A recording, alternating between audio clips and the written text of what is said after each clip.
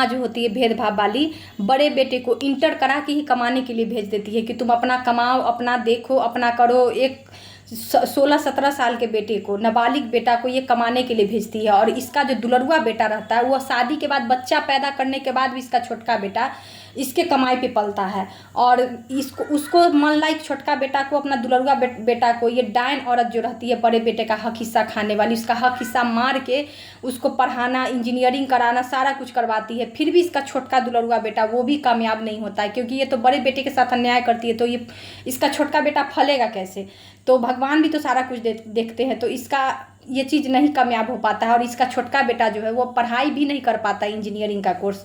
इतना वो मन का बढ़ा रहता है कि वो पढ़ भी नहीं पाता है। उसको तो ध्यान रहता है कि मेरा बाप का संपत्ति उसको हमको नोच नोच के खाना है, और बाप को कमा के खाना है हमको, और भाई का हक हिस्सा खाना है। तो वो छोटका जो होता है इसका दुलरुआ बेटा, वो क्या करता है, उसके बाद वो क्या करता है, घर में आ जाता है। बाल बच्चा जब इसको पैदा ले लेता है, सारा कुछ इसका, सारा लायबिलिटी, सब कुछ इसका भार ये डायन औरत और जो भेदभाव वाली माँ होती है और बाप दोनों उठाता है मिलके। अपना दुलरुआ बेटा, छोटका बेटा और छोटकी पुतों का सारा नखरा, सारा चीज़, उसका सारा शौक, सब कुछ ये छोटका बेटा का पूरा करती है। बड़े बेटे का हक हिस्सा सब कुछ मार मार के खा के।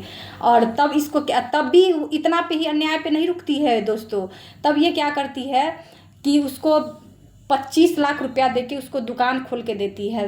बड़े बेटे का हक हिस्सा में दुकान, उसके ही ज़मीन उसके हिस्सा में खोल के दे देती है।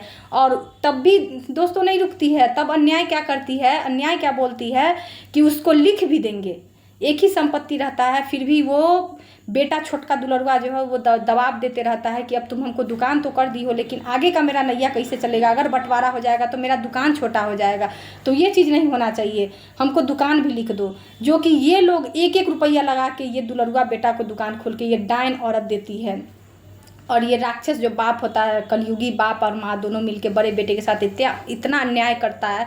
ये लोग तो शुरू से ही बड़े बेटे के साथ अन्याय रहता है ना, तो अभी कैसे नहीं करेगा। इसको तो लास्टली तक कि इसको सिर्फ छोटका बेटा ही दिखता है, कि उसको मतलब कोई तरह का मरने के बाद भी तकलीफ ना हो। इसलिए ये लोग इतना तेलिया चलित्र और षड्यंत्र पहले से ही रच के रखता है कि हम मेरे मरने के बाद भी मेरा बेटा एकदम सुखी और राजगद्दी पे रहे। जैसे कि अभी उसको जीता जिंदगी में ही लोग किया हुआ है बड़े का हक हिस्सा मार के, वैसे बाद में भी ये लोग करने के लिए इतना मतलब कलयुगी ये माँ बाप इतना गलत करता है, जो मैं क्या ही बताऊँ दोस्तों। तो ऐसे होता है, कलयुगी डायन माँ जो होती है बड़े बेटे का हक हिस्सा खा के ऐसे निगल के उसको बर्बाद करने के चक्कर में रहती है। उसको संपत्ति से भी बेदखल करती है कि संपत्ति भी उसको नहीं देंगे।